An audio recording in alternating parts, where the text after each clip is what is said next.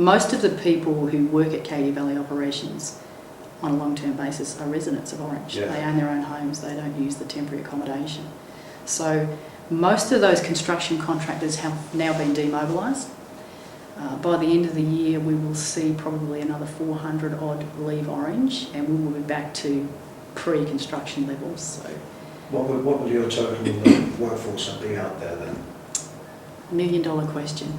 It's a moving feast all the time. The long-term average employment for the Cadia project is 880 odd full-time equivalent positions. On site at any time? No, that's an average. So they work on rotational shifts. So on site at any time, that would maybe be 500.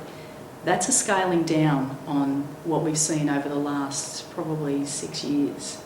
So it waxes and wanes. It changes, and as with all industry, new projects come in fairly quickly, and you have to accommodate that. So it's a rule of thumb. Let's talk some figures again. BHP Billiton gives something like 1% of its pre-tax revenues to the community in various ways. This is a powerful tax. We estimated Cadia's contribution to the community based on the profits for the last two financial years before, I think 2009, 2010, 2010, 2011, 2011, at 0.005%.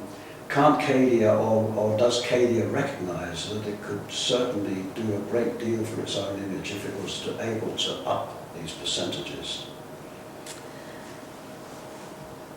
I guess the donations program and the amount of funding that we put towards the community is not related, or is not the success measures are not based on how many dollars we spend. The success measures are based on how well the money is mitigating the impact that we have on the community. So we don't develop the programs to increase or better our image in the community. We develop the programs to mitigate the negative impact we are having on the community. But so Cadia doesn't say, look, we're making a hell of a lot of money out here, and Orange is a wonderful city to be mining all this gold next to. What can we do for you that will help your community, help say the progress of Orange? We certainly have proactive programs that are aimed at building the capacity of the community. But it's important to remember that Newcrest Mining and Cadia Valley Operations is a public company. It's a business, and it needs to run as a business. It's not a surrogate government, and it's not a philanthropic organisation. Its programs of community support directly relate to the impact that it's having on the community. But it has to live with the community. Absolutely. Absolutely, no question about that, and it is living with the community. And if the community was starting to call for more funding in some particular area because we were impacting on that particular area, we would respond. We respond, which is not an invitation to rally everyone and ask for more funding. We would certainly respond if we're impacting on a particular area, and if there is community support for some particular project that they believe Newcrest should be involved in some major way. Well, wouldn't it be nice for Cadia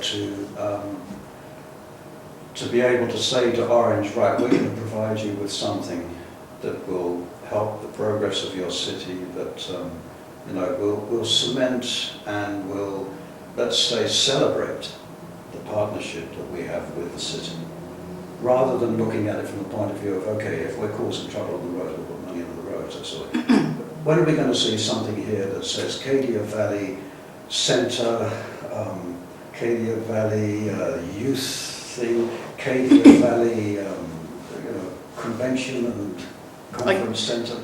I guess we believe that some of the programs that we are supporting and promoting are building the capacity of the community. They're just not building them in the way that you're talking about. We don't have the stadiums and ovals and things named after Cadia. And you would recognise that Cadia generally doesn't ask for its name to be attached to the donations that it makes. We generally make a lot of donations, and we don't seek publicity for them. But wouldn't it be in your interest to not sort of go mad and say everything that we're doing is done by CADIA and that sort of thing? I understand the thinking behind not creating self-publicity all the time. But wouldn't it be wouldn't it be in CADIA's interest to at least establish its name on something that cements that partnership? Well, I guess, as you say, there are lots of things in the Orange region that have CADIA's name on them. They're not publicised, but there are very many buildings and organisations that have CADIA's name on them. We just choose a different strategy. There are different schools of thoughts for how you accomplish these sorts of things. We've chosen a particular strategy. We've been prosecuting it for a number of years. We believe it's successful. I guess unless, as you say, unless the community says to us that's not successful, you need to change your strategy, CADIA, then we'll keep on prosecuting that strategy. So, does it have to be part of a strategy? Can't it just be something that the mine says, well, we're making a lot of money and you are doing well, you must admit, you're dealing in billions, not millions. Have you had a look at our share price lately? No, well that goes up and down with the global fortunes economy. of the company. But it's, next week could rocket, price of gold could rocket again. And so will your share price. But for instance, in terms of the partnership, and you mentioned Taste Orange, and it seems to me that Taste Orange is established to really do what it can with very little funding and mostly volunteer work to sell this city. In other words, to support the progress and prosperity of this city by selling its produce and charms and everything else to the rest of the nation. And yet CADIA turned them down quite abruptly when they proposed a mutually beneficial partnership, marketing partnership. Isn't that something where you could have got involved and you could have done something quite concrete for the future of the city? Look, I agree. There is definite potential for a partnership between Taste Orange and CADIA Valley Operations. Taste Orange is a fantastic organisation. Make no bones about that. They're doing a great job, very successful at what they do. But only 3 people do that.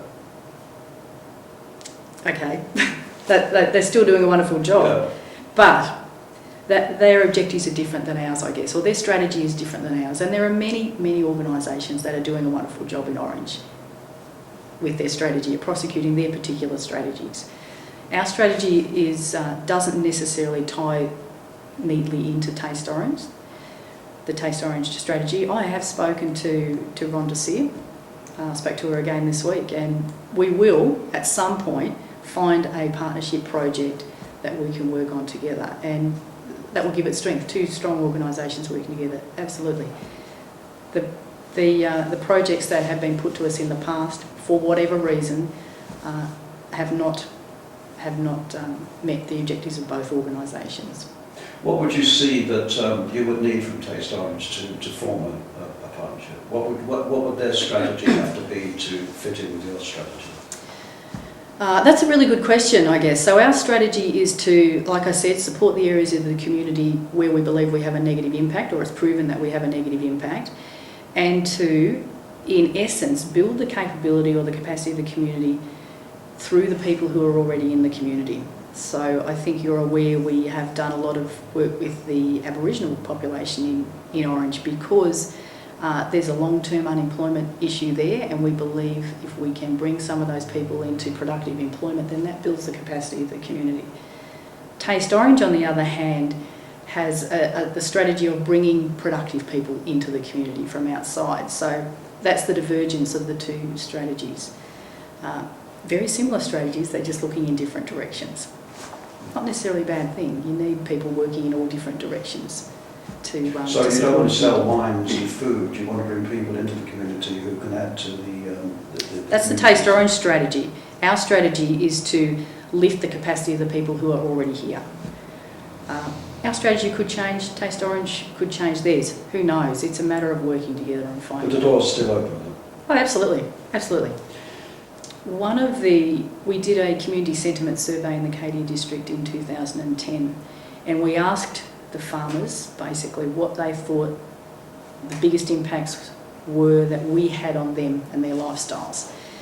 And one of the, funnily enough, the two top impacts related to traffic and roads, and one of the top 5 was about property values. So there was concern, and there is concern, amongst the farming industry that if their farm is located geographically close to Cadia Valley operations, then it loses value because no one wants to live close to a mine.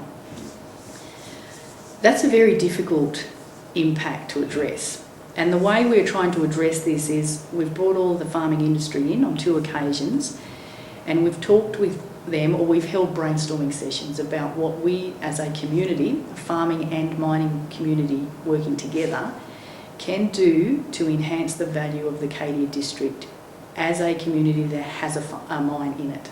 You know, getting rid of the mine is not negotiable, that won't happen, and let's not be silly about it.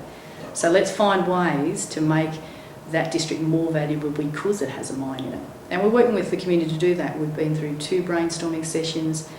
We've had probably 200 or more great ideas come up. The next session will use an external facilitator to help us prioritise those ideas and to work out which ideas we should go forward with and which ones we might put in the pending file for a while. Quite a lot of the ideas are around social interaction. Rural communities are losing that very quickly, and then you pop a mine right in the centre of their community and you create some sort of fragmentation of their societies. So a lot of the ideas are around meeting places, gatherings, regular gatherings, bringing in expert speakers on agricultural issues, farm management practices, those sorts of things. So giving them an opportunity to come together on a more regular basis and get some value out of those coming togethers. There are ideas about using the resources of the mine to assist the farming industry around it. And there's certainly ideas like collective purchasing, using the discounts that Newcrest accesses for its own suppliers and letting the farmers use those discounts. Waste products. The mining industry has a certain amount of steel, scrap steel, polypipe, that sort of stuff that goes to waste on a regular basis. Make it available to the farming industry. They love that stuff and they can use it really well. So hundreds and hundreds of very good ideas. The challenge for us, I think, will be where is the boundary for the Cadia district? You know, where do we draw that boundary and who's in and who's out? So who gets these discounts and who doesn't? But how is that going to maintain the price of that property? Well, I guess if you're a prospective buyer and you're looking at a property on one side of the boundary and a property on the other, you weigh up the benefits of buying that property that's closer to Cadia, and if you can get your fuel cheaper, if you can get your oil cheaper, if you get rubbish collection, which was another idea, at your door, then that just might make you buy the Cadia district property rather than the one in Northport. That's the idea behind it. One last question. I've noticed that there's a proposal to open the mine on a monthly basis for public viewing. Is that true? That's true. We do open it, as you know, once a year for the open day. The monthly tour is the result of an initiative that started at North Parks, actually, the North Parks gold mine. And the idea was to create a mining trail in this region. So to attract, dare I say it, the grey nomads, the tourist dollar to the area, and keep them rotating around the central west of New South Wales, looking at the various mining activities and hopefully spending their money here. So this monthly tour is tied into that mining trail. If people know it's there on a monthly basis, they might come out and do a tour at Cadia and then go over to North Parks and have a look at North Parks and then on to Cow. So that's the idea behind that.